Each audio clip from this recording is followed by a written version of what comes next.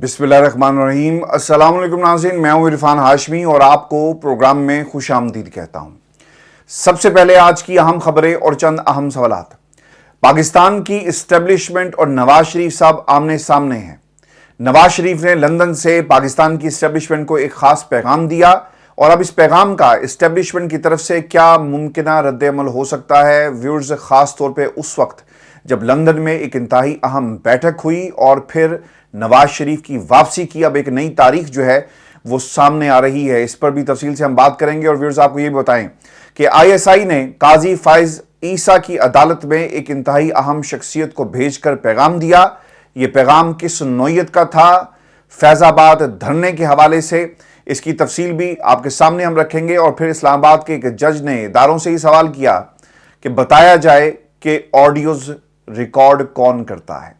और व्यूअर्स, इंतहाई अहम फैसल वाडा की पेशन गोइयां। फैसल वाडा आजकल किस सियासी जमात की तर्जुमानी कर रहे हैं और फिर परवेज इलाही साहब ने सियासतदानों को यह मशवरा क्यों दिया कि जनाब जब हो सके जमानतें करवा लो, क्योंकि आने वाले दिनों में हमारे साथ क्या होगा किसी को कुछ मालूम नहीं, जमानत कराओ और देर मत करो।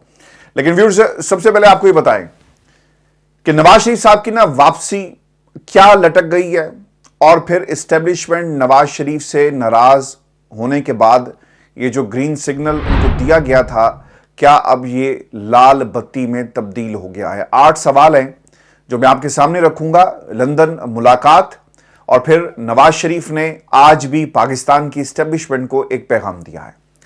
आपको व्यूअर्स बता दें कि नवाज शरीफ, शहबाज शरीफ, मरियम नवाज और इसहाक डार एक कमरे में बैठकर पाकिस्तान नवाज शरीफ की वापसी के हवाले से एक बैठक जो है उसका एहतमाम करते हैं। इस मीटिंग में नवाज शरीफ साहब का जो बयान सामने आया वो ये कहते हैं कि जब तक जो साजिश उनके और उनकी जमात के खिलाफ हुई, इन किरदारों को कैफरे किरदार तक नहीं पहुंचाया जाता, पाकिस्तान आगे नहीं बढ़ सकता। मैं शायद ये समझा जब ये स्टेटमेंट जो है उनकी तरफ से रिलीज किया गया कि वो ये कह रहे हैं कि जब तक आप इन लोगों को सजा नहीं देते, मैंने पाकिस्तान वापस नहीं आना। जिस तरह पाकिस्तान तरक्की नहीं करेगा अगर नवाज शरीफ साहब जो है वो पाकिस्तान वापस नहीं आएंगे। शायद नवाज शरीफ साहब ना आज भी 2016 और 2017 में जिंदा हैं और वो 2016 और 17 की सियासत से आगे नहीं निकल पा रहे। 6 बरस बीत गए। वो वोटर जिसकी उम्र 15 साल थी, वो बच्चे जो 16 साल की एज ब्रैकेट में उस वक्त पाकिस्तान की सियासत को देख रहे थे, समझने की कोशिश कर रहे थे, आज वो अपने मुस्तकबिल के लिए परेशान है। ये वो वक्त नहीं रहा, यानी 6 साल पहले जब बच्चों ने अपनी जिंदगियों का सफर उसका आगाज नहीं किया था, बेहतर मुस्तकबिल के लिए वो परेशान नहीं थे। आज वो 2 करोड़ की जो लॉट है ना, वो परेशान बैठी हुई है।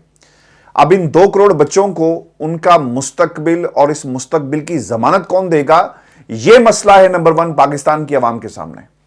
पाकिस्तान की आवाम के सामने यह मसला नहीं है कि नवाज शरीफ साहब जो हैं वो पाकिस्तान आएंगे या पाकिस्तान नहीं आएंगे। मसला नंबर 1 ये है कि हमारे मुस्तकबिल का क्या होगा। व्यूअर्स, सवाल ये भी हुआ शहबाज शरीफ से कि आप गुजरावाला में किससे मिले थे। उन्होंने कहा जी कि ये सिर्फ बातें, मैंने किसी से मुलाकात नहीं की। लेकिन एक पैगाम पाकिस्तान की इस्टेब्लिशमेंट को जरूर दिया गया। जनरल बाजवा मुखालिफ बयानियां अपनाने पर पाकिस्तान की इस्टेब्लिशमेंट नवाज शरीफ साहब से नाराज नहीं, सख्त नाराज है और बाकायदा धमकियां दी जा रही हैं। फैसल वाडा ने एक टेलीविजन चैनल पर बैठकर यहां तक कह दिया, क्योंकि आपको फैसल वाडा के किरदार को समझना होगा कि वो एक तरह से स्पोक्स पर्सन है पाकिस्तान की इस्टेब्लिशमेंट के। जिस तरह माजी में मलिक अहमद खान ने जब एक्सटेंशन का मामला था तो टेलीविजन पर बैठकर जनरल बाजवा की ना सिर्फ तरफदारी की बल्कि उनके कबीले की बात की कि वो यहां पर बैठकर अपना दिफा नहीं कर सकते, लिहाजा मैं आपकी खिदमत में हाजिर हो गया। इसी तरह फैसल वाडा भी एक साथ पाकिस्तान की इस्टेब्लिशमेंट के स्पोक्स पर्सन की हैसियत से, यानी जिनको अनाउंस नहीं किया गया लेकिन वो स्पोक्स पर्सन है, शहबाज शरीफ के जरिए अपनी नाराजगी लंदन जो है पाकिस्तान की इस्टेब्लिशमेंट ने पहुंचा दी। और फैसल वाडा ने कहा था ना टीवी पर बैठकर कि भाईजान पहले तो हमने आपको जहाज में बांधकर बिठाकर रवाना कर दिया, अब हम आपको सिर्फ बांधेंगे और पाकिस्तान से बाहर नहीं जाने देंगे अगर आप वापस आ गए।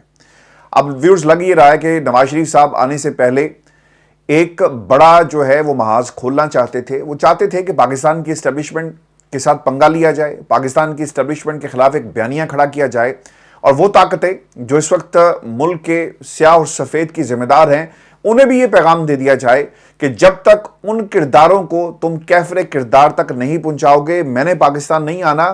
کیونکہ آپ کو یاد رکھنا چاہیے کہ ان کے پلے جب کچھ بھی نہیں ہے تو انہیں ایک پولیٹیکل کیپٹل چاہیے جس کے اوپر یہ اپنی سیاست جو ہے وہ کھڑی کر سکے. ویورز آپ کو ایک بات یہ بھی بتا دوں, جو میں نے 8 سوالات تیار کیے ان میں سے جو دوسرا سوال ہے کہ شہباز شریف کو اہم پیغام گجرانوالہ میں ملا یا نہیں ملا. میڈیا پر بہت سارا یہ دعویٰ بھی کیا گیا, ہم نے بھی اپنے اس پلیٹ فارم سے خبر جو آپ کے سامنے رکھی کہ اسٹیبلشمنٹ کی ایک انتہائی اہم شخصیت یعنی غیر سیاسی شخصیت نے گجرانوالہ میں ان سے ملاقات کی, جن میں ان کو نواز شریف کے جنرل باجوہ مخالف بیانیے پر تحفظات سے آگاہ کیا گیا اور اس کے بعد شہباز شریف صاحب نے ہنگامی طور پر لندن جانے کا فیصلہ کیا اور لندن میں شہباز شریف اپنی گجرانوالہ ملاقات کی تردید کرتے ہیں. مگر یہ بات واضح ہے کہ پیغام ان کو ضرور دیا گیا. آپ کو یاد ہوگا انہوں نے کہا تھا نا کہ میں پاکستان جا رہا ہوں اور اب نواز شریف کا ہم استقبال پاکستان میں کریں گے, لیکن ایک دم ایسا کیا ہوا 48 گھنٹے بھی پورے نہیں ہوئے کہ انہیں جہاز پکڑ کر لندن آنا پڑا. ویورز, جنرل باجوہ, جنرل فیض, ثاقب نثار, آصف سعید کھوسہ اور شیخ عظمت سعید 22 کروڑ عوام کے قومی مجرم ہیں. نواز شریف صاحب ایسی بات کر رہے ہیں. اب ایک کام انہوں نے اور پتہ کیا کیا ہے, انہوں نے اپنے گینگ آف 4 کے بیانیے کو نا اس کو پلس کر دیا ہے اور اپ گریڈ کر دیا, یعنی ایک سیلف اپ گریڈ ہے جو گینگ آف 4 سے گینگ آف 5 میں تبدیل ہو چکا ہے. شیخ عظمت سعید کا نام نواز شریف صاحب نے اس سے پہلے نہیں لیا اور پہلی دفعہ یہ نام جو ہے وہ لیا گیا اور نواز شریف صاحب جنرل باجوہ مخالف بیانی سے پیچھے ہٹنے کو ویورز اب نہ تیار نہیں لگتے. اور آج کا یہ جو تازہ ترین بیانیہ ان کی طرف سے جاری کیا گیا یہ پاکستان کی اسٹیبلشمنٹ کے لیے بھی ایک پیغام ہے اور پیغام یہی ہے کہ میں اپنے بیانیے سے پیچھے نہیں ہٹوں گا, تم نے جو کچھ کرنا ہے کر لو. اور سوال یہ بھی انتہائی اہمیت کا حامل ہے کہ پاکستان کی اسٹیبلشمنٹ کی ناراضگی نواز شریف صاحب کا پیچھے نہ ہٹنے کا ابھی ایک واضح سگنل ہے. کیا لڑائی بڑھے گی دوستوں؟ میں آپ کو یہ بتا دوں کہ یہ لڑائی جو ہے نا بڑھے گی نہیں, بہت آگے بڑھ جائے گی. اگر نواز شریف صاحب گینگ آف 5 میں سے ایک سابق آرمی چیف اور ایک سابق DGI کے نام کو نہیں نکالتے نا اور ساتھ ساتھ اس بات پر بھی زور دیتے ہیں کہ قومی مجرموں کا احتساب ہونا چاہیے, تو معاملات پھر پوائنٹ آف نو ریٹرن پر آپ کو نظر آئیں گے, جہاں سے نواز شریف کی سیاست ختم ہو جائے گی لیکن ان کا پاکستان واپسی کا سفر جو ہے وہ کبھی بھی شروع نہیں ہو پائے گا. میں آپ کو ایک بات یہ بھی آپ کے سامنے رکھ دوں کیونکہ یہ سوال جو ہے وہ پاکستان کی اسٹیبلشمنٹ کے ساتھ جڑا ہوا ہے کہ اسٹیبلشمنٹ جواباً کیا کرے گی نواز شریف کے خلاف. کیا نیب کے کیسز جس کی ٹائمنگ بہت امپورٹنٹ تھی اور ہم نے کل رات کو بھی یہ بات کہی تھی کہ خدا کے لیے ان مقدمات کو, ان کیسز کو ان کے منطقی انجام تک پہنچائیے گا, چاہے فیصلہ کسی کے بھی خلاف آئے کسی کے بھی حق میں آئے, لیکن ونس فار آل یہ معاملہ جو ہے یہ کورٹ سیٹل ہونا چاہیے. جن لوگوں نے کرپشن کی ہے اس کو لٹکائیں مت اور نہ ہی آپ پولیٹیکل انجینئرنگ کے لیے استعمال کریں, آپ انہیں ان کے منطقی انجام تک ضرور پہنچائیں. یوسفزئی گیلانی گاڑی کا معاملہ, توشہ خانہ کا معاملہ, نواز شریف توشہ خانہ کا معاملہ, ان کو ان کے منطقی انجام تک ضرور پہنچنا چاہیے. ویورز, یہ جو نواز شریف صاحب کے پاس اس گینگ آف 4 یعنی یہ جو 5 کا بیانیہ جو انہوں نے بدل دیا ہے نا, اب اس پر رد عمل جو ہے وہ آنا ہی آنا ہے اور ممکنہ طور پر نیب کیسز کا جو ایک راستہ کھولا گیا ہے اب اس راستے کو مزید ہموار کیا جائے گا. جس طرح ٹرک جو ہیں وہ رکے جا کر نیب کی عدالتوں میں, اب یہ کیسز ان عدالتوں میں ججز جو ہیں وہ سنیں گے اور پھر ہمیں جج بشیر کا کردار جو ہے وہ دوبارہ نظر آئے گا. عین ممکن ہے کہ بشیر صاحب جو ہیں انہوں نے اس سے پہلے بھی نواز شریف کو سزا سنائی تھی, دوبارہ سے جج بشیر جو ہے وہ نواز شریف کو کسی اور مقدمے میں یعنی توشہ خانہ کے کیس کے اندر دوبارہ سے سزا سناتے ہوئے نظر آئیں. تو اب یہ حکمت عملی طے کر لی گئی ہے کہ وہ لوگ جو پیار سے بات نہیں سمجھیں گے نا انہیں ہم نیب کی ایک جو چھڑی ہمارے ہاتھ میں اس کے ذریعے ہانکیں گے اور ان کو پیار کی بات اگر سمجھ میں نہ آئی تو پھر ہمیں ان کو سمجھانا آتا ہے. نیب کے مقدمات کو نواز شریف سمیت پاکستان کی تمام سیاسی جماعتوں کے خلاف استعمال کیا جائے گا. ویورز, یہ بھی سوال انتہائی اہمیت کا حامل ہے کہ نواز لیگ میں بیانی کی جنگ جو ہے نا وہ شدید ہونے جا رہی ہے. گینگ آف 5 بامقابلہ آنکھ کا تارا بیانیہ یعنی گڈ کاپ بیڈ کاپ یہ کھیلتے تھے. نواز شریف صاحب نے کام جو ہے وہ اٹھا کے رکھا ہوا ہے, پاکستان کی اسٹیبلشمنٹ کو بھی وہ گالیاں نکالتے ہیں, پاکستان کی اسٹیبلشمنٹ کو وہ دھمکیاں دیتے ہیں, جنرل باجوہ کا احتساب کی وہ بات کرتے ہیں, فیض حمید کے احتساب کی بات کرتے ہیں. اور دوسری طرف یہ سوال اب نون لیگی ووٹر کے دماغ میں بھی ضرور ہوگا کہ شہباز شریف جو ہیں وہ پاکستان کی اسٹیبلشمنٹ کے گنگار ہیں اور نواز شریف صاحب جو ہیں وہ پیغام یہ دے رہے ہیں کہ جناب ہم نے ان کو چھوڑنا نہیں ہے. تو یہ تقسیم اور یہ جو جنگ جس طرح سے نون لیگ کے اندر موجود ہے, کیا آپ اسے ووٹر کی حد تک کنورٹ کر سکیں گے؟ جب اتنی بڑی کنفیوژن, دو دھڑے آپ کو پاکستان مسلم لیگ نون میں نظر آ رہے ہیں, تو ووٹر کس طرف جائے گا؟ کیا وہ نواز شریف کے بیانی کے ساتھ کھڑا ہوگا؟ کیا وہ شہباز شریف کے بیانی کے ساتھ چلے گا؟ اور میں آپ کو ایک بات یہ بھی بتا دوں, مریم نواز کی نا ایک پورا ایک نیٹ ورک جو ہے نون لیگ کے اندر موجود ہے جو خبریں پہنچاتا ہے, اور ان خبروں میں نواز شریف کے حوالے سے یہ خبر بھی پہنچائی گئی کہ آپ کے خلاف ایک سازش تیار ہو گئی ہے.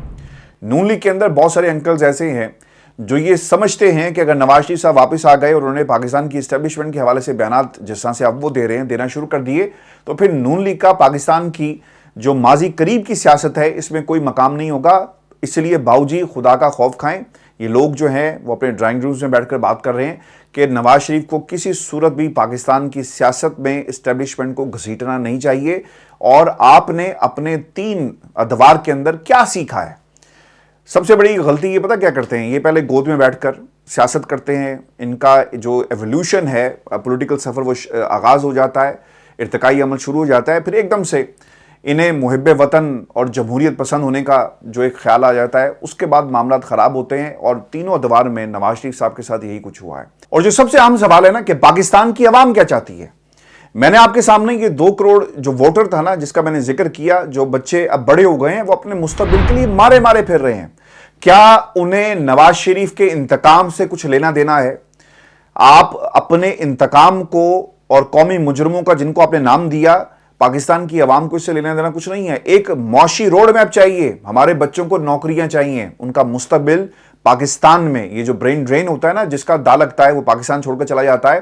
خدا کے لیے سیاستدانوں کو کوئی روڈ میپ دینا پڑے گا. نواز شریف صاحب کے پاس کیا کوئی روڈ میپ ہے؟ بالکل بھی نہیں ہے. اگر روڈ میپ ہوتا تو پچھلے 4 برسوں میں آپ یہاں پر بیٹھے تھے, کوئی ڈگری کر لیتے, کوئی دنیا کے جو تھنک ٹینکس ہیں وہاں پر ایک پولیٹیکل اوپینین ڈیولپ کرتے, کوئی ایسی سوچ پیدا کرتے جو پاکستان کے لیے بہتر ہوتی. لیکن ہم نے جو خبریں سنی, جو سٹینڈ اپ ہاؤس ہے, حسن نواز کا دفتر ہے, وہاں پر ہر جمعے کے جمعے جو ہے وہ آلو گوشت کی پارٹی چلتی ہے. لوگ آ کر وہاں پر جو انہوں نے درگاہ, سیاسی درگاہ بنا لی ہے نواز شریف کی, وہاں پر جو ہے وہ چادریں چڑھاتے ہیں, سلام پیش کرتے ہیں, پھر ایک قافلہ ایک حصار بنا کر پیر صاحب کو جو ہے وہ گاڑی میں بٹھایا جاتا ہے اور پھر خدا حافظ کر دیا جاتا ہے. لوگ لیفٹ رائٹ کھڑے ہو کر تصویریں اترواتے ہیں. ایک پسند کا میڈیا جو ہے وہ پسند کے سوالات جو ہے وہ داغتا ہے, اس پر پسند کے جوابات آ جاتے ہیں, سلام دعا ہوتی ہے. میاں صاحب آپ نے کون سا پرفیوم لگایا؟ پاکستان کے 2 کروڑ جو بچے ہیں نا, جو جس ایئر میں نواز شریف صاحب آج بھی زندہ ہیں, وہ بڑے ہو گئے ہیں اور وہ سوال کر رہے ہیں کہ ہمارا کیا قصور ہے. اور پاکستان کے یہ جو 2 کروڑ بچے نا جن کا میں نے ذکر کیا, جو 2016 میں بچے تھے اب نوجوان ہو گئے, یہ ان کا مسئلہ نہیں ہے کہ نواز شریف کی لڑائی پاکستان کی اسٹیبلشمنٹ سے تھی. نواز شریف انتقام لینا چاہتے ہیں اور انہوں نے پاکستان کی ترقی کو اور پاکستان کے نوجوانوں کو, اور وہ لوگ جو اپنے گھر کا چولہا جلانے کے لیے پریشان ہیں اور اپنی زندگی کی گاڑی جو ہے اور 2 وقت کی روٹی بہت ہی مشکل سے کما رہے ہیں اور زندگی کی گاڑی کو کھینچ رہے ہیں, یہ ان کا مسئلہ نہیں ہے, یہ نواز شریف کا مسئلہ ہے, یہ ہاؤس آف شریف کا مسئلہ ہے کہ لڑائیاں کرو تم, پاکستان کے حالات خراب کرو تم, اور تم پاکستان کی ترقی کو اپنے انتقام کے ساتھ جوڑ دو. ویورز, پاکستان کی عوام بالکل بھی تیار نہیں ہے ان کی لڑائی میں پڑنے کے لیے. ہمیں صرف اور صرف حالات کو ٹھیک کرنا ہے, پاکستان کے بچوں کے حالات کو ٹھیک کرنا ہے, اور پاکستان کی معیشت کو آپ روڈ میپ نہیں دیں گے نا تو پاکستان کی عوام آپ کو ریجیکٹ کر دے گی. خیر ریجیکٹ تو انہوں نے پہلے بھی کر دیا ہے چونکہ عملی سیاست سے یہ بہت دور چلے گئے. 2016 اور 2017 میں نواز شریف آج بھی زندہ ہیں, انہیں 2023 میں آنکھ کھولنی چاہیے, اور خاص طور پہ اس وقت جب انتخابات جو ہیں وہ 2024 میں ہوں گے. تو اب آپ کے پاس پاکستان کی عوام کو دینے کے لیے کیا ہے؟ بیٹھیں, کوئی روڈ میپ بنائیں خدا کے لیے. یہاں پر 4 برس آپ نے ضائع کر دیے. اگر کوئی اوپینین, کوئی ترقی, اپنے ذہن کی ترقی کر لیتے, اگر اپنے ذہن کے جو بند دریچے ہیں انہیں کھول دیتے تو شاید یہ پاکستان کے لیے بھی کسی طرح اس کو ہم کہہ سکتے تھے کہ اس کا فائدہ ہوتا. لیکن ان 4 برسوں میں ان کے پلیٹ لسٹ اوپر نیچے ہوتے رہے, ان کی بچوں کی جو ہم نے شادیاں یہاں پر ہوتے ہوئے دیکھی, لیکن پاکستان کے لیے کوئی روڈ میپ ان پچھلے 4 برسوں میں تیار نہیں ہوا. ایک پوری گورنمنٹ کا نا ٹینیور ہوتا ہے. آپ اتنے اچھے تھے تو آپ دنیا کے پلیٹ فارمز پہ کھڑے ہو کر جو ہے وہ پاکستان کے حوالے سے بہت کچھ کر سکتے تھے. لیکن آپ جو ہے وہ آلو گوشت کھاتے رہے اور اسٹینڈ اپ ہاؤس میں بیٹھ کر آپ نے صرف جو ہے وہ اشعار سنے جو آپ کے ارد گرد لوگ جو بیٹھے ہوتے ہیں اور آپ کی تعریف میں جو ہے وہ شعر و شاعری ہر وقت ہوتی رہتی ہے. اس کے علاوہ نواز شریف نے جو ہے اس ملک میں رہ کر کچھ نہیں کیا. ویورز آپ کو یہ بھی بتائیں کہ ISI نے سپریم کورٹ پاکستان سے رابطہ کیا ہے بطور ادارہ, اور ISI نے سال 2019 میں فیض آباد دھرنے کو چیلنج کیا تھا, آپ کو یاد ہوگا. اب ایک فائل دلائل کے ساتھ اٹارنی جنرل منصور ایوان کو بھیجی گئی. اس میں لکھا گیا کہ فوج اور اس کی طرف سے سیاست میں ملوث ہونے کا الزام بہت ہی ویگ ہے. یہ بھی کہا گیا کہ اس سے فوج اور ایجنسی کے اہلکاروں کا مورال جو ہے وہ ڈاؤن ہو گیا. اس میں لکھا گیا کہ یہ کہنا آگ کے آرم فورسز فیض آباد دھرنے میں ملوث تھی, اس بات کا کوئی ثبوت جو ہے وہ موجود نہیں ہے. کچھ سوالات جو اس کے ساتھ جڑے ہوئے ہیں کہ سب سے پہلے تو یہ کلیئر ہی نہیں کہ ریویو پٹیشن 2 سینئر ججز سے مشاورت کے بعد جو ہے اسے سماعت کے لیے لگایا گیا ہے یا نہیں, کیونکہ ابھی تک سپریم کورٹ آف پاکستان کے پریکٹس اینڈ پروسیجر بل پر جو کیس ہے وہ زیر سماعت ہے, اور جب تک اس کی سماعت نہیں ہوتی تب تک کیا اس کی کارروائی کو ملتوی کر دیا جائے گا. میں نے آپ کے سامنے اس دن بھی یہ بات کہی تھی کہ پورا 15 رکنی بینچ بیٹھا تھا اور صرف اس میں سے اپنی مطلب کا ایک حکم نامہ جاری کر دینا کہ انہوں نے پہلے دائیں دیکھا پھر بائیں دیکھا اور پھر یہ فیصلہ کر دیا کہ جہاں تک بینچز کی تشکیل کا معاملہ ہے تو ہم اسے کنٹینیو کریں گے, کیونکہ پریکٹس اینڈ پروسیجر بل کے اندر جو فارمیشن آف دا بینچز ہے اس کے حوالے سے بھی واضح طور پر لکھا ہوا ہے, اور یہی مدعا جو ہے وہ زیر سماعت ہے, پینڈنگ ہے سپریم کورٹ آف پاکستان کے فل بینچ کے سامنے. تو اس میں سے نہ کوئی ووٹنگ ہوئی, نہ ہی کسی جج نے کوئی فیصلہ دیا, نہ تحریری طور پر, نہ وربلی, نہ کوئی چیز سامنے آئی. تو پھر کس طرح یہ اختیار جو ہے وہ چیف جسٹس عمر جو قاضی فائز عیسیٰ صاحب ہیں اسے استعمال کر سکتے ہیں. ویورز ایجنسی کا یہ بھی کہنا ہے کہ انہوں نے کوئی سیاسی سرگرمی نہیں کی, اور اگر کوئی کارروائی ہوئی تو پھر فوج کا مورال جو ہے ڈاؤن ہو جائے گا, کیونکہ اس وقت ملک میں دہشت گرد کارروائیاں جو ہیں وہ جاری ہیں.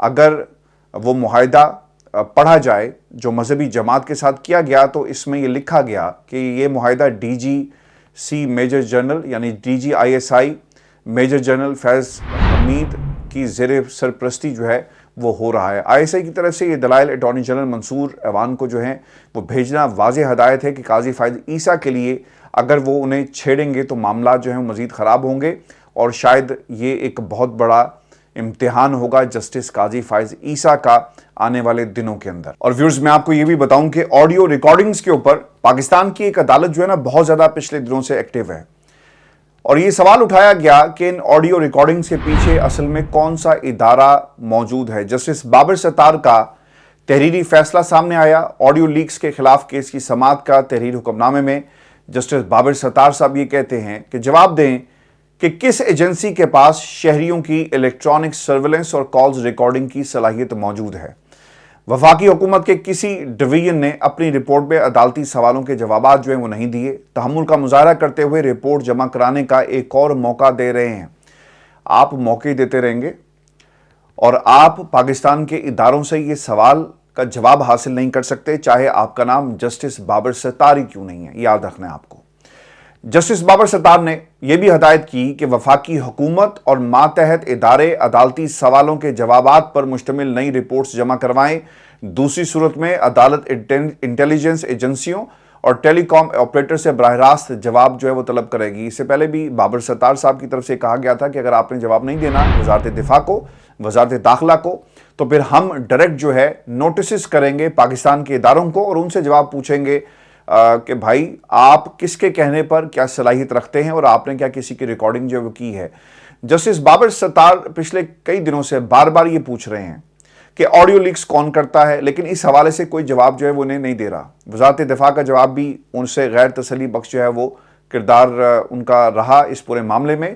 اب پہلی بار یہ ہوگا کہ اداروں کو سپریم کورٹ کے ساتھ ساتھ ہائی کورٹ میں بھی جواب جو ہے وہ دینا پڑے گا, کیونکہ ایک طرف قاضی فائز عیسیٰ صاحب جنہوں نے فیض آباد دھرنا جو ہے اس کا کیس کھول دیا, اور دوسری طرف جسٹس بابر ستار صاحب ہیں جو یہ سوال پوچھ رہے ہیں. پھر ویورز یہ بھی انتہائی اہم نقطہ ہے کہ پاکستان ٹیلی کمیونیکیشن اتھارٹی بھی فون کالز اور جو نیٹ ورکنگ کے معاملات دیکھتی ہے, اور وہ بھی کیا اپنے جوابات جو ہیں وہ ریکارڈ کروا پائے گی, اور پاکستان ٹیلی کمیونیکیشن اتھارٹی بتائے کہ قانونی مقاصد ایسے کون سے ہیں کہ جن کے تحت कोई कॉल रिकॉर्डिंग की जा सकती है, यानी ये उनके पास इख्तियार मौजूद है, और क्या मैकेनिज्म है कि किसी भी प्राइवेट शख्स की गुफ्तगू को आप रिकॉर्ड कर सकते हैं। पाकिस्तान टेलीकम्युनिकेशन अथॉरिटी की कोई हदायत आपके पास अगर मौजूद हैं उसे भी मंजर-ए-आम पर लाया जाए।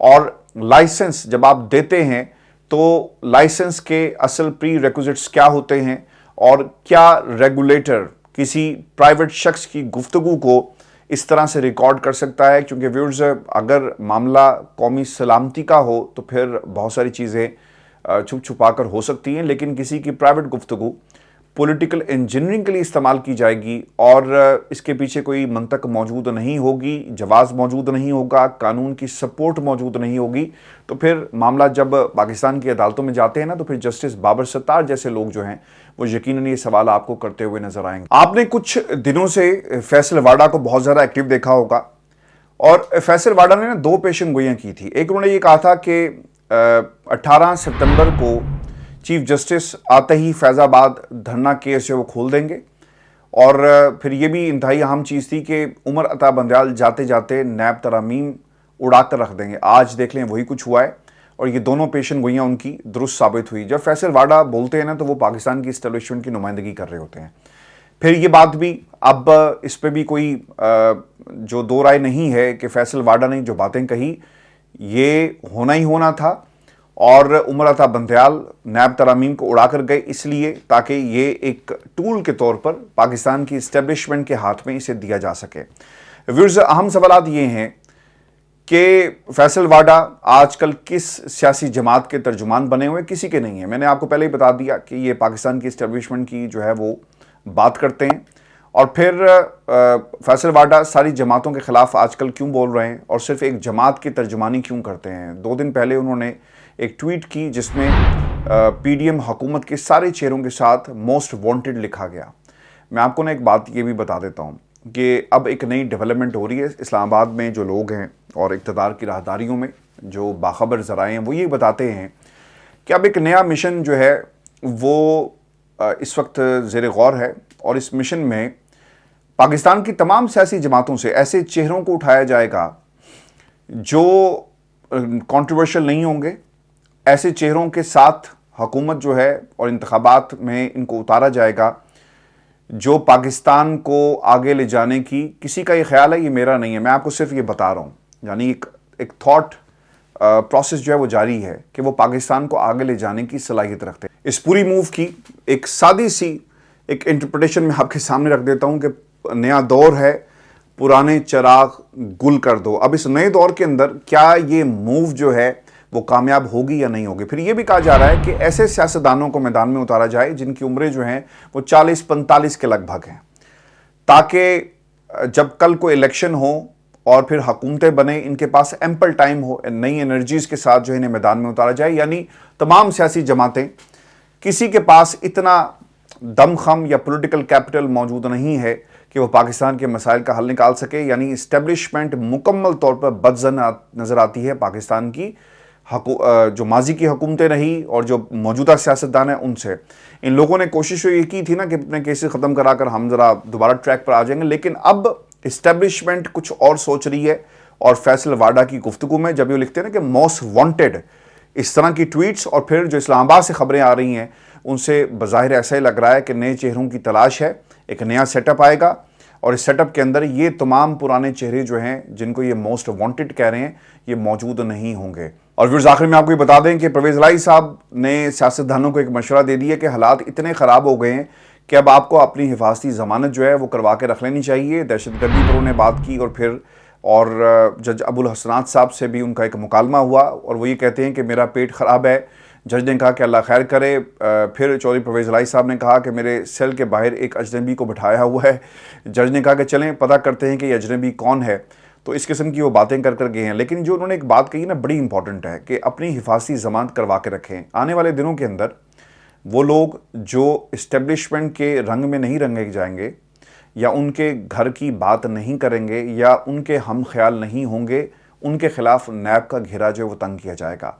और ये जो मैंने आपको एक पूरी एक सिचुएशन आपके सामने इसका खाका खींचा ना कि 40-45 साल के जो नौजवान हैं انہیں اگلی سیاست جو عملی سیاست ہے یا آنے والے کل کی جو سیاست ہے ماضی قریب کی، اس میں اتارا جائے گا، جس میں ان تمام بابوں کو، بگ وگس کو، انکلز کو، پارٹیوں کو جو ہے وہ مائنس کر کے ایک نئی سیاسی سیٹ اپ کی جو ہے بنیاد رکھنے کی تیاری کی جا رہی ہے۔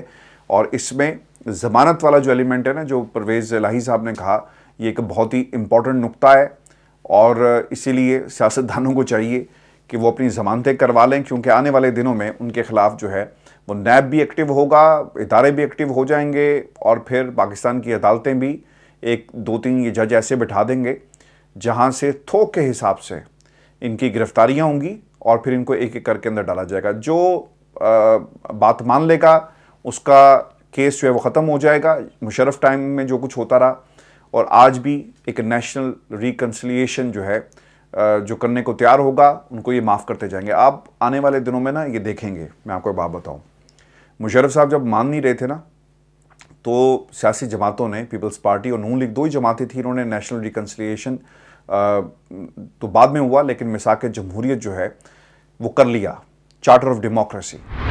مجھے ایسا لگتا ہے کہ جب ان تمام سیاستدانوں کی، یعنی نواز شریف صاحب لندن میں رہ جائیں گے، پاکستان نہیں جا سکیں گے، شہباز شریف صاحب وعدوں پر چل رہے ہوں گے، عمران خان صاحب پہلے جیل کے اندر ہیں، اور Peoples Party level playing field کا جو ہے وہ راگ الاپ رہی ہے، جب ان کو لگے گا نا کہ ہمیں موقع نہیں مل رہا اور ہم کس طرح اپنا کم بیک کر رہے ہیں پاکستان کی سیاست کے اندر، تو تمام سیاستدان اکٹھے ہو کر پھر دوبارہ سے کوئی نہ کوئی چارٹر آف ڈیموکریسی ہمیں کرتے ہوئے نظر آئیں گے۔